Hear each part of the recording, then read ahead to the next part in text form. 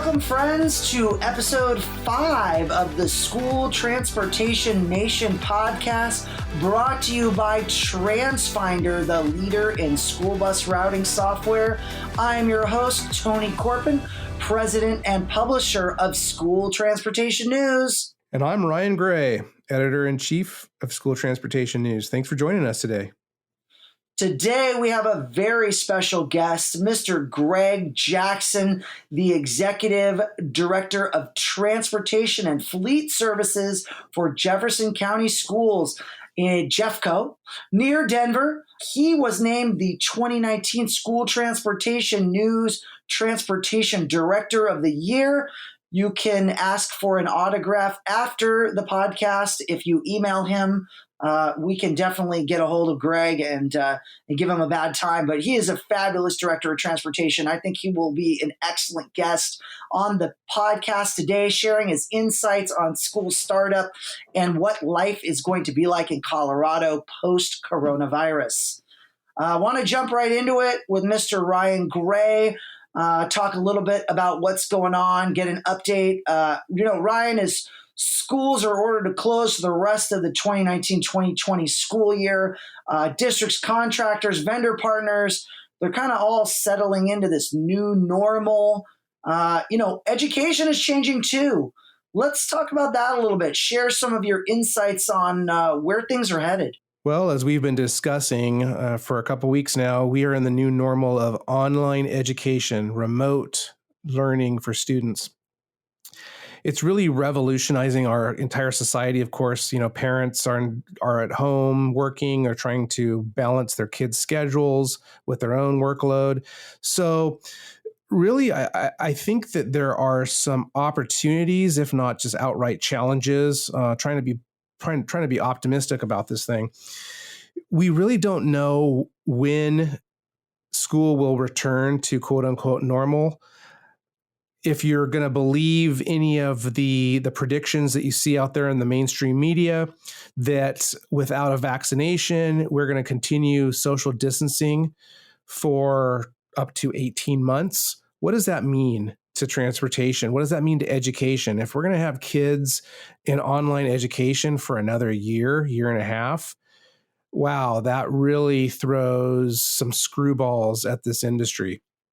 So right now, there are districts all over the nation who are trying desperately to come up with contingency plans. How do they handle social distancing at school bus stops? I mentioned last week in the podcast that one state is calculated that a 72-passenger Type C school bus would be reduced to 14 students. What about with students with disabilities? You have to have securement with child safety restraint systems, the wheelchair lift, and then the wheelchair securements. You have attendants on those buses.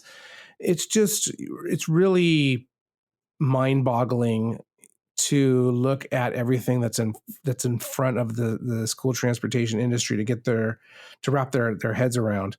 So I think that one of the things that we're also seeing with this new era of online education is it's not going to go away. If anything, it's just going to become more ingrained in the fabric of our lives.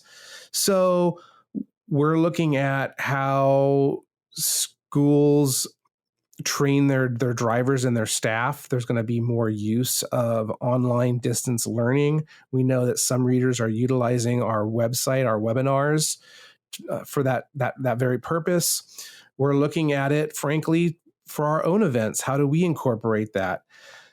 But really, I think that one of the long-term challenges that this industry really needs to get out in front of and figure out and evolve how they do things is in terms of if there's going to be en masse students across the nation online learning and they're not going to a physical campus, what is the school bus going to be used for? We know that right now it's used for a lot of food delivery, for Wi-Fi access, for all this very online remote learning. delivering school supplies, medical supplies. But if this becomes a long-term thing, it really is going to behoove the leadership of this industry to sit down, buckle up, no pun intended, and figure this out. So amid those conversations, one of the things we also know here and now is that school bus contractors in some parts of the nation are still not getting paid. So it's really going to throw some wrinkles into this whole planning process of schools and school bus companies trying to figure out what are their next steps for just the next school year, not to mention the next several. But it's really interesting that Connecticut is one of the states that we've heard a lot about from our readers who work for contractors who say, hey, we've seen these provisions in the CARES Act that stipulate that school staff and contractors need to continue to get paid. We have executive orders, such as is in the case in Connecticut, that's basically saying, hey, you need to keep paying school bus drivers. But the money's still not flowing. And we've talked a great deal about this. So I know in Connecticut, they are really struggling. Most of the school districts are not paying their contractors. So had an interesting conversation today with COSTA, the Connecticut School Transportation Association. And so they're really leaning hard on the Department of Education to help them with some guidance. Not only guidance, because actually the SDE has provided guidance, but really holding these school districts' feet to the fire to pay. As we mentioned in a previous podcast, I thought at the time that a lot of these problems were likely because of school attorneys, and that's what we're finding out is the case. School attorneys are basically tearing these executive orders, tearing the CARES Act apart, and they are looking at it and finding verbiage along the lines of, to the greatest extent possible, continue paying your contractors. They're using that verbiage against the contractors and saying, well, this is not a clear-cut mandate. So that's really one of the initial, or one of the, I should say, immediate challenges to hundreds, thousands of contractor employees, not just school bus drivers right now. And it plays into the school bus shortage. We know that the $600 additional money going to unemployment kicks in next week. So we have school bus drivers who are going to be making triple, quadruple what they normally would make during unemployment. Are we going to lose those drivers completely? How hard is it going to be to get them off of unemployment back into transportation? Are they going to leave and get other jobs? We know that it's going to take an inordinate amount of time to get drivers recertified or get them newly certified. These districts, I mentioned playing Russian roulette, I think, in an article that I wrote a couple of weeks ago. They really are. If they don't pay their contractors, what is this 2021 school year going to look like? It's really crazy out there right now.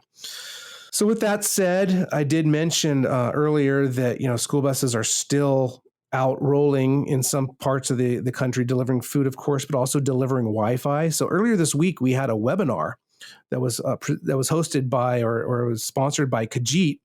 And Tony, you were a part of that conversation, that webinar. Can you kind of take us through that? Give us some highlights from that conversation. What did you learn? Yeah, sure. Yeah, I had the opportunity to kind of kick into the webinar and introduce everybody, and it had quite a great representation. Khajiit had pulled together a great brain trust of individuals. We had Gary Lambert at Beekmantown Central School District. He's the director there of 21st Century Learning, and then Chris Havazadad, Executive Director of Transportation and Vehicle Services at Austin ISD. And Chris has one of the larger fleets in Austin, very urban, where Gary's a little more rural, and talked about some of the different challenges in both of those environments. And then we also had Michael Flood, the VP of Strategy, and Matt Ringel, who was a engineer, a solutions engineer, who works with the different districts on the implementation of the product and more on the technical side. And he really was answering lots of questions and Q&A, and really recommend anybody check out that webinar. Had an enormous amount of information and really was a fabulous conversation. But, my big takeaways were that, that there is an enormous demand for Wi-Fi and distance learning. And, one of the things Kajit had talked a little bit about, and they hang their hat on, is kind of content filtering, which is, somebody in their house can't be watching Netflix or Hulu or playing Minecraft. The Wi-Fi is dedicated for learning specifically, right? So those are really important things. If you're going to deliver Wi-Fi to kids for the purpose of learning, that's actually going on. And maybe the big brother comes in and takes the device from the little brother or little sister and tries to play games, but they figure out real quick that they can't. So they give that device back. So very interesting kind of conversation, but there's definitely kind of the mobile hotspot, which is kind of in the home. And then there's the other side, which is the bus being parked next to an apartment complex or in an open parking lot, and the Wi-Fi going out 300 feet outdoors. That's without big walls, kind of an open space, versus maybe 150 feet. And from what I could gather, there are different antenna levels. So if there isn't cellular service, maybe the antennas, the strength of those antennas might be able to provide service, where on your normal cell phone you wouldn't get service. Just really interesting, and just the overall comments from both directors that the parents were just loving it, and that they were just seeing how was the usage, how did the kids use it, and it was sporadic use. They use it for a couple hours and then it go off, and then use it for another couple of hours. So that's reasonable, I think. But education is happening. School buses are a conduit to that, and I think it's really a point I want to make that was been brought up in both episodes, 3 and 4 of the podcast, that school transportation is an unappreciated yet very essential service. And I think that we need to really redefine our value in the educational equation.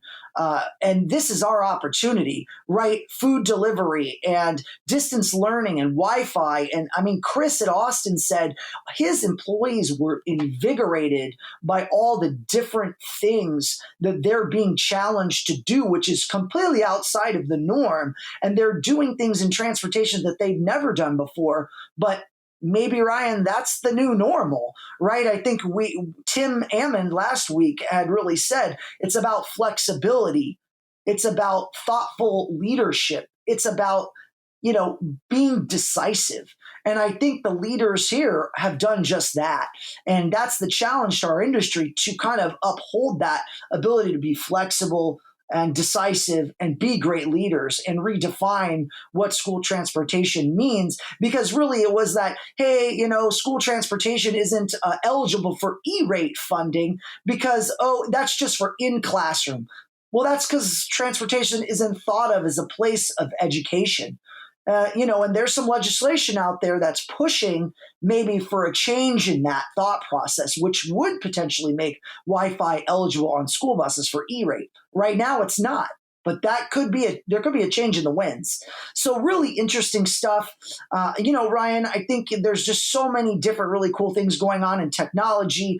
Vendor partners, assisting districts, and supporting education is so key. One of the ways that TransFinder, our sponsor, is really supporting is through some of their different products like StopFinder. And we have a surprise guest on our podcast today. Antonio Civitella, president and CEO of TransFinder, is going to share a little bit about what new and exciting things they have going on at TransFinder.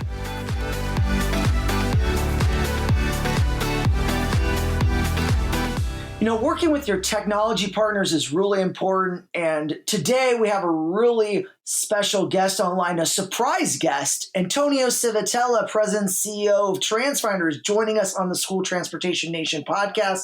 Tony, welcome. Glad to have you back. It's been a few weeks. What's going on? Man, how you doing, Tony? Glad to be back. What's going on? I got to tell you, we're doing extremely well during this crazy time. We're finding that the transportation teams and our clients, and really even our prospect, they actually have more time, and they're looking at new solutions.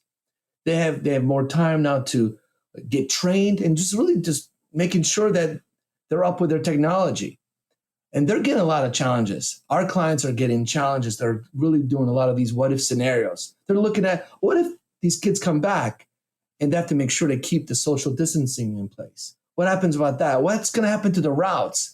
Wow, I got to tell you, I'm learning so much from our own clients. They're so creative. So there's so much going on.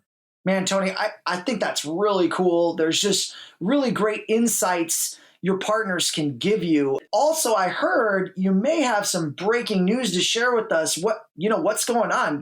Give us the scoop. Well, there's tons of things, but a couple of things. We released our big product, Route Finder Plus, early this month, and it's going very well. We have a lot of our clients are migrating to that product. A lot of our prospects. We're going to probably have one of the best quarter that we've had in a long time. We're hiring. We actually are bringing more people on board. So it's just insane what's going on. And we're blessed. We're fortunate that we're able to do this. But we're also happy to announce that we brought on board Prince George's County from Maryland, and we're excited. They selected us as their routing vendor, and it's exciting. They're one of the largest school districts in the country, and they told us that by selecting us, they feel confident they'll have one of their smoothest school startup in quite a while. That's exciting because they start realizing we need some technology, and technology is important. And today they're all being challenged. But I got to tell you, I'm also looking forward to hear from Greg Jackson from Jeffco. And these guys have been clients for years. And I know they're being challenged the same way that all our other clients are. So I'm really looking forward to what are they doing, what type of challenges.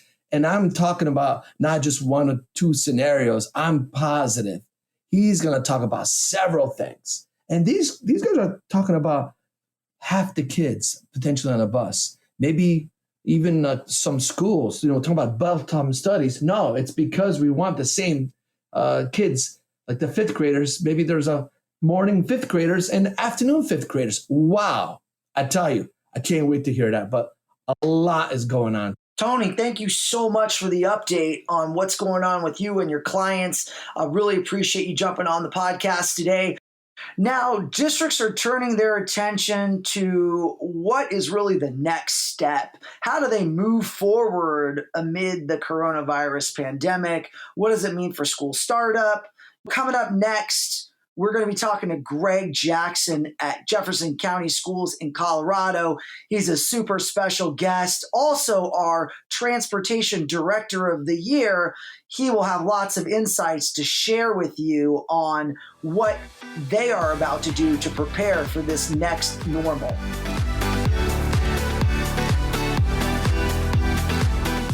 Well, friends, welcome back. I'm joined today by special guest Greg Jackson, the Executive Director of Transportation and Fleet Services for Jeffco Schools near Denver. Greg, welcome to the show. Hey, Tony, how are you? Thank you for having me. Trying to stay healthy, safe, and sane, Greg. I think we're trying to do the same. How is your family? You guys doing well? Staying healthy, staying healthy and safe in these times. It's one of those situations that you change your lifestyle just because you don't know what's going to happen out there. So right now, yeah, family's doing well, and we hope the same for you and your family. Hope everybody's doing well.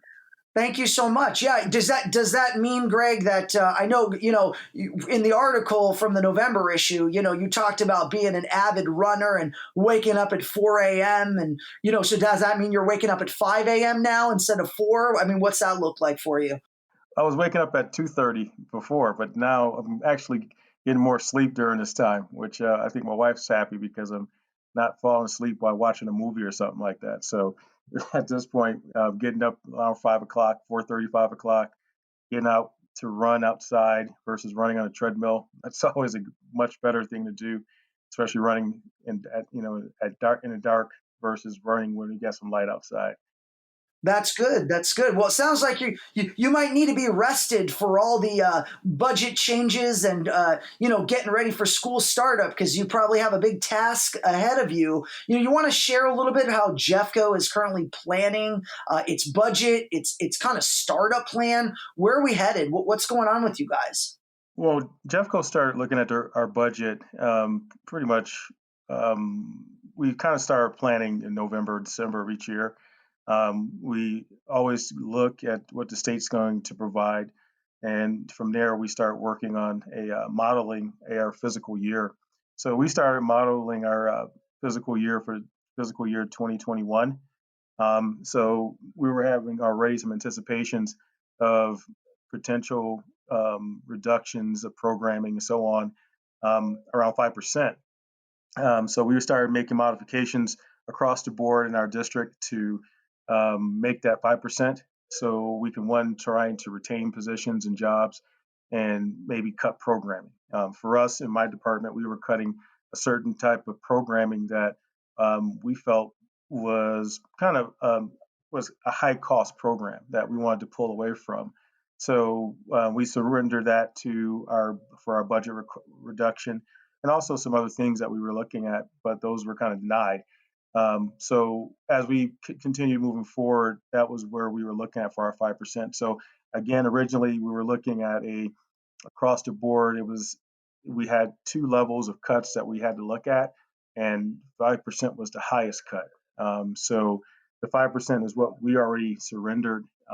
But right now, the state is talking about deeper cuts. We're unsure on what that's going to be. We've been told that the range can start between 1% up to 10%. Unfortunately, we're still kind of in that midst of waiting. Right now, our state legislators are not in session because of the COVID-19 pandemic, and a lot of folks are staying home. But they're being tasked to return back, I believe, from my understanding, back in session on May 18th. Once they're back in session, we should start getting some more clear lines of what the reductions are going to be. And at that point, I know the districts are going to make their proper. We have to make the proper decisions. One, always want to retain positions, but we also got to look at, trying to keep the district operating so we can educate students. Well, Greg, those are really interesting points. And yeah, there's a lot of uncertainty about budget out there. And I'm sure a lot of our listeners are thinking the same way you are. And they're preparing for the worst and hoping for the best. I think that's inevitably what's going to happen. And we need to be ready and need to stay flexible, right? So, what options are the district looking at, the administration? What are you doing to prepare for the reopening of school buildings and the transportation of students? What's that look like for you guys? Well, we've been discussing many options because the biggest focus is what's going to be the impact of social distancing. So looking at the classrooms, general populations, there's going to be an effect to classrooms, general populations, school activities, athletics. It's things like that we're already looking at and trying to, anticipate, which is, in this times, it's hard to kind of anticipate what's going to happen because every day there's change, from our state level, from a governor's office to even from a federal level, we're getting changes about what is considered, how can we work, come back to work? Are we going to do a 50%, which is what is in place now in Colorado? 50% workplace or 50% distancing within your classroom. So, we have to look at, those issues and within our buildings, especially for high schools, middle schools, passing periods. How do we do social distancing there? Do we have to have adults monitoring to make sure students are keeping social distance? School bus capacities, waiting for those guidelines, which would dictate our bus loads, our loading capacities. how many students we're going to transport, the unknown of parents. We still don't understand. We haven't sent any surveys out currently from a transportation standpoint about how many students, from a fear of riding on a bus, if parents go and send kids to back on buses. And so those questions are still those unknowns but those are things that we're looking at currently. Part of the fear of, how many parents are going to be fearful to send their kids back to school, back to the classroom. Will they advocate for online learning versus having the students go back to the classrooms? But, a lot of things that we're hearing from a lot of parents, a lot of our parents are getting to the point where they have a high respect for our teachers. So I think some of our parents, quite a few of our parents, are waiting for our kids to go back to school faster than anything else. Greg, thanks for sharing that. Yeah, social distancing is definitely on people's minds. How do you envision that will impact service? What do you think the needs are going to be in terms of staffing, routing, maybe new equipment? Because, if you have to put less children on a bus, how are you going to facilitate service? Or are you going to lean on maybe your partners, maybe do some surge partnership stuff if that's contracting? Or what does that look like for you guys in terms of trying to reallocate resources? Well, from a Jeffco standpoint, just to kind of continue on that last question is, we're looking, at the new reality. That new reality for us could be extended school days, where at this point, having students in school longer, but splitting out the sessions where you have different grade levels who are coming in. For example, prime example, you have K through second grade come in, and they come in the morning time, and then afternoon session would be through third grade through fifth grade. Split sessions is something that I think has been highly discussed. Alternate school attendance days is another thing that our district is discussing currently. In continuing integration of online and in the classroom, remote learning. But for us, if we have to go and do extended days or split sessions or alternate days, that would cause us to have more need for more drivers. Things like, that would be a huge need, because if we have a split day and now we're looking at, instead of, 2 times that this driver has to check in for four runs. So you have 2 runs on one end, or 6 runs total. Now you're looking at a longer day. And so it's going to be an impact of a longer day for that driver, that you now have to route a certain way, that now we're picking up these many students, and hopefully being able to have enough drivers to come back on the back end and hiring those drivers to get them in here, especially during the time of a driver shortage. Even though we are in a time of high unemployment, it could be a blessing in disguise that we can hire some drivers and bring drivers in, especially from industries where individuals may feel coming as a school bus driver be more of a better security for them in the long term, working for a school district. So more drivers will be a resource, potentially more buses, if this is something that turns into a split day or extended school day or things like that. It's those type of things. Right now, looking at the 50%, that's one of our guiding points right now. 50% of your workforce, 50% of your classrooms. Like, for example, a prime classroom is, in Jeffco can be between 25 to 30 students in a classroom.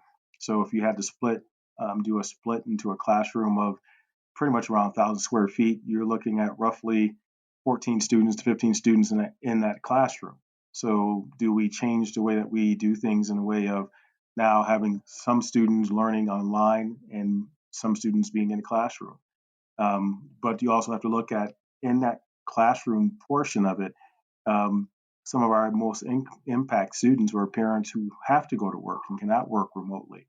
Those parents won't have the opportunity. So there's going to be an impact there. So are those the students that will be attending school and coming physically to school? And so it's so much that we're going through, and especially on the curriculum side, the academic side, that they're racking their brains right now trying to get different things in place and different scenarios in place. And it all, again, stems from the point of we're waiting to hear what's going to happen from a budgetary standpoint. But there will be an impact in so many ways of how we do things. It's interesting. Greg, how many buses are you running right now? Currently, you mean currently right now?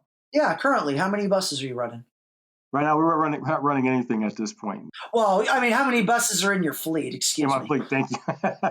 Mm, Well, in my fleet total, we have 415 buses total. 415. And with startup, do you believe you're going to need to increase the amount of buses? And if you do, by what percentage are you projecting based on what your kind of contingency planning is here for the new normal? So again, that's the part that we're still kind of waiting to get more direction from, Tony. It's one of those situations where they're doing all these different scenarios and still waiting for some type of direction from the state and also county health departments saying this is what you can do for that new normal, but also the budgetary impact. So that's where we're kind of at that. They're looking at scenarios from an educational standpoint, classrooms. How many students can we truly transport on a bus? What will that look like? What will that be? What is that new norm? And those are things that we're still trying to iron out. You go on a bus, you're measuring 6 feet between students. It's so for us, increasing the fleet, that's kind of right now kind of on a pause until we know what our new direction will be. I hope that makes sense. It's just one of those things that we're still waiting to get more of a scenario from some surveys that's being sent out to our communities to try to see what the climate is, what folks are kind of saying to us in a way of, what's their feelings about having students return. We haven't got any information back from those yet, or just having talks with some of our schools and teachers, and so it's having a lot of discussion still that we're still in that area that we're trying to understand what is the next step. But our planning right now is that we're planning from a routing standpoint that we're going to try to, from a budgetary standpoint, with the routing and staffing, we're going to try to maintain our staff. We need every driver that we have right now. So if this rolls out to be something of a new norm that we have extended days, then we would need, or split sessions, we will need more drivers. Potentially for what the routes that we're currently running, we're running daily 335 routes. So with the additional routes that buses we have, those spares will cap out. So we would need more buses, which I would say, depending on what the need would be, I can only speculate between around a increase to 5% of increasing the fleet. But that's something where means that our existing fleet, we wouldn't be able to retire anything. We would have to pretty much add on from what we purchase every year and keep the buses we currently have until we can get back to our normal. Yeah, that's interesting. Now, how are you leveraging your routing software and your GPS technology? Are you guys building out routes now based on the new potential, or is it all speculative at this point? You have your routers kind of working in the background, kind of playing out what if scenarios? Yes, we are actually doing scenarios. We built some databases, and we got all the routers and our folks who are doing the routing and the leadership of each one of the terminals. They're looking at like different scenarios where, okay, what if we need to do this? And what I mean by that is, what if our ridership is reduced because the capacity has now been reduced to this? How many students can we get on a bus here? So now how many buses can we run to do maybe a corridor busing style to pick up more of these empty students? If we have 50% of the students going to class, then that's going to be how many routes. So right now we're looking at it from a standpoint where we're looking to compact everything, and then from there build out from there to see, what we would look at. So right now, one of the things they're working on currently is bell times, is the current bell times we have in place. We're working with a vendor partner who's been in doing some consulting work with us. And that vendor partner is now, with this new situation, helping us go forward in a way of trying to look at our routes from a corridor standpoint, from a circular busing standpoint, and saying, is this something that could be our new norm to be able to pick up more students, especially if our capacities are going to be lower. Then we're looking at still the regular routing structure, but we're looking also, for example, saying, we used to extend out to space available students on empty seats that we had on our buses. Now, do we just focus on our eligible students and special needs students and provide that service only? So the models that they're creating is all different models that are structured from just the what if. So each terminal has roughly 3 routers, except for my mountain terminal has 2, and those individuals are literally pretty much playing with, as you can say, they're playing with every scenario as a what if. And so again, they speak about it, they're strategizing about it now, but it's still one of those matters of just trying to, once we get that, this is what we're going to look like, we'll have these models in place. And so then from that standpoint, it gives us a good idea about what costs is going to be, the staffing, the necessary need for staffing. So those recommendations that we can actually throw up the ladder. One thing that I am working on right now is the superintendent has a task force that is kind of working with this, where they're looking at so many different factors of, who's impacted by this, not just from a budgetary standpoint, but from this new norm. So the superintendent is getting a task force where it's community members, it's business members within our operating business departments, central, and also some of the classroom school administrators, and putting their heads together to kind of say what will it look like for a start of a fall 2022 school year. What would that look like if we were to start this? And these are the scenarios. What kind of impact? What is that financial impact? So we're having those conversations from a standpoint of having all the stakeholders sitting here at the same table, ironing out what it looks like, what this impact is, what athletics look like, in the fall. That's still something that we need to understand. Food nutrition, what would that look like? We still have to understand what kind of impact if we now have 50% of our students in the building and the other 50% at home. So those are kind of a lot of the different things we're doing. We're strategizing within from a departmental standpoint. We're just doing the what ifs. We are doing a lot of the models to say, if this happens, this is where we're at. So right now, our folks, without having drivers driving routes every day, because we're doing right now, we're online throughout the rest of the year, is really giving our folks more time to really look at their routes, really strategize and do the what if models. And then again, a lot of our routes are crossing over into within each other. What I mean by that is our 4 areas that we have crossing routes, shared routes, and how to strategize and leverage those. We're looking at a lot, I guess you can say, just to try to say what happens, so if we get the question asked to us, what happens, what if this happens? These are what we can present to not only to the superintendent and his cabinet, but also to the Board of Education to say, this is what we're ready to do. So we're waiting and ready to get things moving. Awesome, Greg. You know what? Thanks so much for sharing your thoughts today. Lots of really great stuff for the school transportation nation to sink their teeth into. I think, collaboration, working with your leaders, it's really key.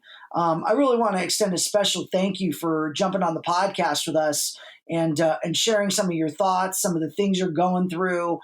You're not alone, right? This School Transportation Nation has thousands of listeners, and we want to be able to share what's going on with you, with them, because I think that there's points of commonality between us all in this situation. And, I applaud you guys for being very proactive and really looking at all the potential scenarios. And it's really something to impress upon everyone to take action, start working with your teams. Don't wait, because when this thing breaks loose, you guys got to be ready. Time is of the essence. I mean, Greg, thank you so much for coming on. Well, thank you for having me, and hope this information is helpful to anyone. And because again, right now we're in those uncertain times, and right now I just pray everybody stays safe and healthy, and we'll get through this, and hope to see each other soon in the flesh versus by video or so on. Maybe we'll see you at STN Expo in Reno if we're lucky, right? Hopefully, we're available to go to that. We're still hoping, July 10th through the 15th. It's on the books, so we'll keep everybody posted should that change. But at this point, we're full steam ahead. And STN Expo Indianapolis has actually been rescheduled for October 8th through the 13th in 2020. Still in Indianapolis, to push it back about 6 months, give us a little breathing room. That should be very helpful for everyone to come out and see each other, a little later in the fall as well. Friends, that's all we have for today. I want to extend a special thank you to our friends at TransFinder, the leader in school transportation software and routing. Definitely keep in touch with us, School Transportation Nation, on stnonline.com. Greg is going to be putting together a blog for us, so look out for that on the website under our blog section. Also look out for the latest on coronavirus and everything what is going on in the school transportation industry. Don't forget to subscribe to the School Transportation Nation podcast on Apple Podcasts, Google Podcasts, Spotify, and anywhere you listen to podcasts. Thank you, everyone, for joining us. Be well, healthy, and safe. Bye-bye.